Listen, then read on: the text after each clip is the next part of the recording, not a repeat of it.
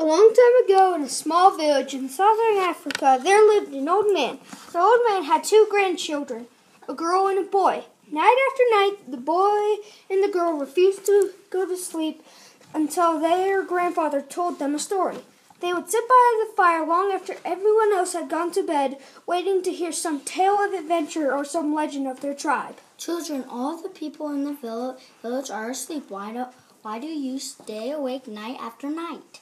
Grandfather, you know we cannot sleep until you tell us a story. Grandfather, you're the best storyteller in the village. The fire is warm and we are tired, but we must hear a story.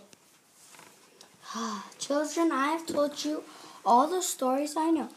I have told you the turkey hyena, and I have told you of the royal lion. I have shared with you the stories of how the world came to be and stories of our ancestors. I know no other tales. Now go to bed.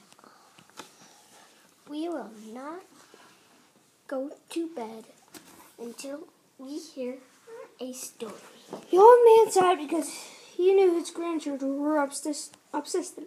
Although it frustrated him sometimes, he was glad to know that they had minds of their own. The old man stoked the fire and settled back on his mat. Children, have you ever wondered how the animals got such beautiful coats? What do you mean? They have the coats that they have. There's nothing to wonder about. But they didn't have the coats that they do now. Back in the beginning, before humans walked the plains, all the animals had coats of a dull brown. You mean the tall giraffe was brown and the leopard? Oh, really, Grandfather? You can do better than that.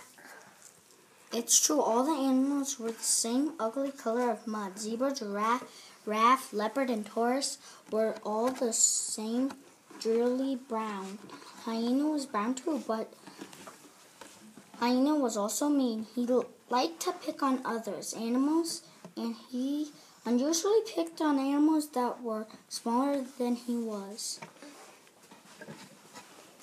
Hyena sounds like a bully. Indeed, he was. Indeed, he was.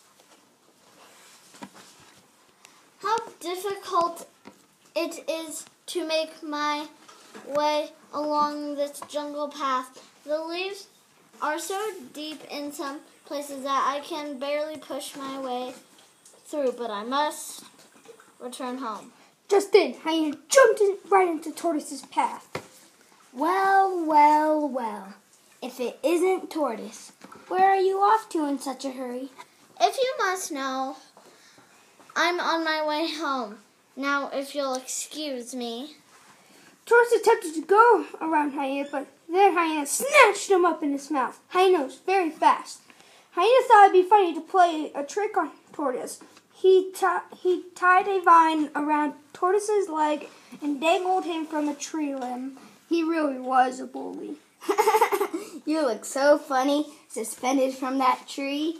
When the breeze blows you, you will swing back and forth. Hyena, please help me down. I can feel the vine slipping, and I'm afraid that I'll fall. But Hyena didn't hear Tortoise because he was laughing too loudly. He ran off and left poor Tortoise hanging from a tree limb. Just then, Leopard came along the path. Why, Tortoise, whatever are you doing?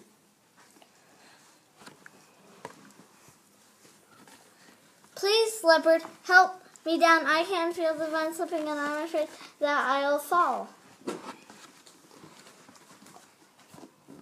Of course I'll help you, Tortoise. Hold on. Leopard climbed the tree and untied the vine from around Tortoise's leg. Carefully, Tortoise climbed onto Leopard's back, and the two made it down safely. Thank you, Leopard. You saved my life. Now I'd like to do something special for you. Tortoise made a silvery yellow paint from flower petals He colored Leopard from head to toe, and then he added spots. Now you are beautiful. When the other animals see you, they will know you have done a good deed. Leopard went on his way and soon ran into Zebra. My, what a beautiful coat. Where did you get it? My friend Tortoise gave it to me. If you ask him nicely, perhaps he will give you a fine new coat as well. So Zebra went to Tortoise and asked him for a new coat. Of course I'll make a pretty coat for you, but I'll have to create some new colors.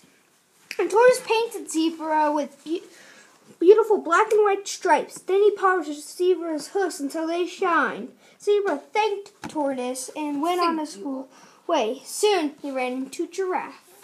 My goodness, Zebra, where did you get that lovely coat? My friend Tortoise gave it to me. If you ask him nicely, perhaps he will give you a fine new coat as well. So Giraffe went to Tortoise and asked him for a new coat. Tortoise mixed an exquisite cream color for Giraffe, and he topped it off with reddish spots.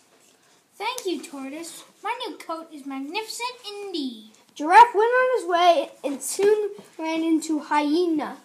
Well, well, well. Look at Giraffe in his fancy new coat. Tell me where you did get it. My friend Tortoise gave it to me. Perhaps if you ask him nicely, he will give you a fine new coat as well. Hyena went to Tortoise, but he had no intention of asking him nicely for anything. I have seen the beautiful coats you have made for the other animals. You had better make me one too, or I'll eat you. Hyena, I will have to give you a haircut before I color your coat. Tortoise picked up a knife and he held the Hyena steady with one hand while he cut Hyena's fur with the other. But Tortoise did not cut neatly. He cut Hyena's hair so that it looked long and shaggy in some areas and short and stubby in others. He then stood up in some Then he brushed Hyena's hair so that it stood up in some places and laid flat in others. Then Tortoise mixed all the colors together before smearing them on Hyena's coat. He then stood back and looked at Hyena. Well, is my coat beautiful?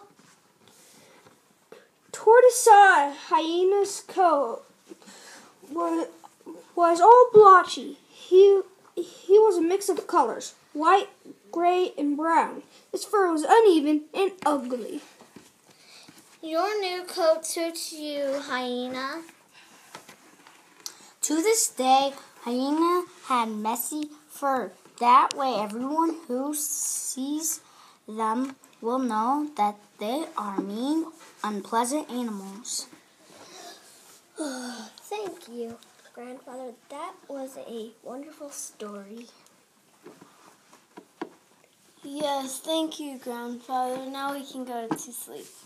Off to bed now, children, and have pleasant dreams of Tortoise, Leopard, Zebra, and Giraffe.